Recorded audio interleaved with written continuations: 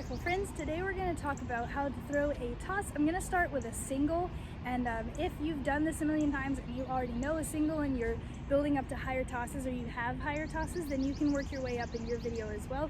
We're going to start with a single technique for my friends who are new to rifle, and then wherever you're at in your video you can calibrate, as it were. So do your 1, your 2, your 3, your 4. We'll get there in a minute.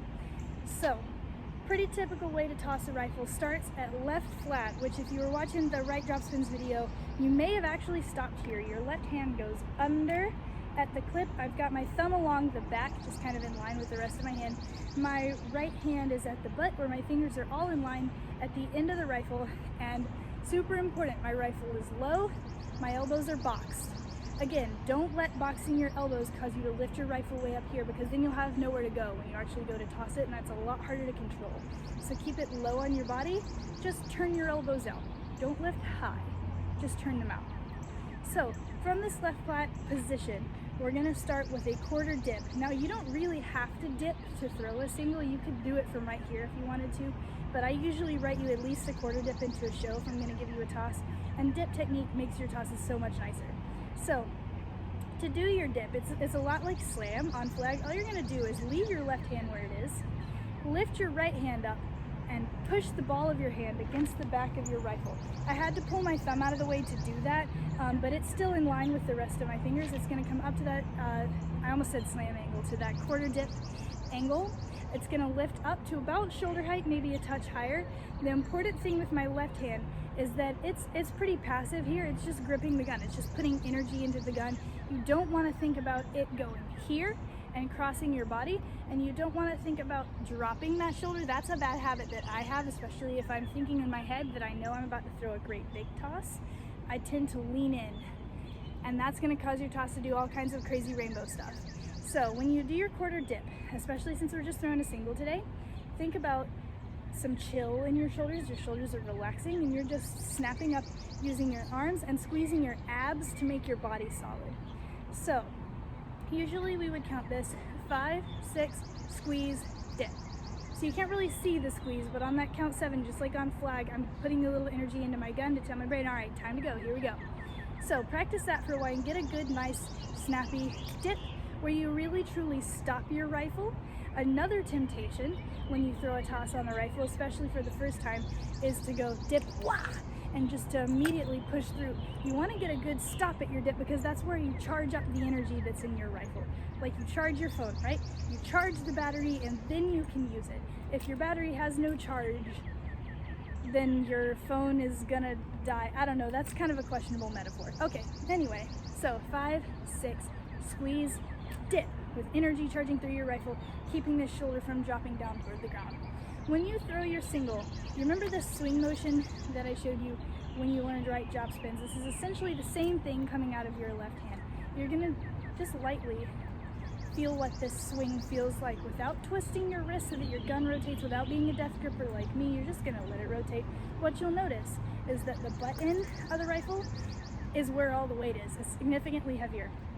So it feels a lot different than when you swung this way with the nose end down and all the weight is close to your hand. This time all the weight is far away from your hand, which is what makes it rotate when you let go, but it's also what makes it a little bit harder to control, and I think causes the temptation to grip it too hard. So get comfortable with this feeling, which is a light swing motion. Don't let yourself grip too hard. When you're ready to throw your single, it's a lot like the motion of a drop spin, where you're essentially just gonna let go. So if I did just let go, I would get kind of a funky little flat half rotation, and it would land in my hand. By the way, that is the way you're gonna catch it. You're gonna switch from your left hand to your right hand. At the neck, your left hand is gonna come on at that exact moment to stop you at right flat. The only difference between what I just did and a single is an extra rotation. So we don't, when we're counting rifle tosses, we don't count that first half, because that's really just, that's you releasing it, that's just letting go. So from this swing motion, when you throw a single, you're gonna add, instead of just stopping here, you're gonna add another rotation and then catch it right flat. The thing that makes rifle singles such a brain game as compared to like maybe a pop toss on flag is that it's so low and tight, it rotates right there in front of my face. So I'm not throwing it way up here and letting it rotate. That technically rotation wise is still a single, but you see how high up it went? That's called lofty. A lofty toss is when your flag or your rifle or whatever you're throwing rotates so slowly that you can still watch the shape of it in the air. That's called lofty, and that's technically bad technique. So when you're releasing your single, you want to think about releasing with just enough energy that it doesn't go up. You just twist right here and release so that it hangs out right there in front of your face where you can catch it. You don't want to release it up so much with a single. When you start throwing bigger stuff, sure, you can let it go up higher. With a single, you want to twist right in front of you, catch it right flat. The good news is the learning curve on rifle, the way it works, it's harder to throw that first toss. When you get comfortable with a single and figure out what it feels like to catch a single, adding rotations gets a lot easier because all you really need is strength. After a while, you just get stronger with your left hand. It gets easier to throw bigger stuff. So spend some time, if you're new to this, spend some time getting comfortable with a single, keeping it low and tight, not lofting it, but low. See, mine was even lofty. Low and tight, there we go, where you can catch it at right flat at that same low position where you would start a right drop spin, nice and strong, preferably with both hands at the same time. That's what I want you to be stewing on if you're new to this. If you are not new, if you can already throw a nice crispy single, you can be working your way up to wherever you would be. So you could squeeze, dip, add a rotation, throw a double. If you're already at a double, you can work your way up to a triple or a quad or wherever you are and press on just a little bit and then post your video demonstrating whichever toss you're working on. So the way we usually do it is we learn a single, we get comfortable with that, we add something else, we try a double. So wherever you vets have left off, that's where I want you to press. Like if you've got a comfortable double, I think that was where we stopped it off last fall. I think the ensemble threw a double. So if you're comfortable with a double, you've been working on a triple, that's what I want you to do. Throw a single, throw a double, try a triple and work on it. If you're at a triple, try a quad. If you're at a quad, try a 5.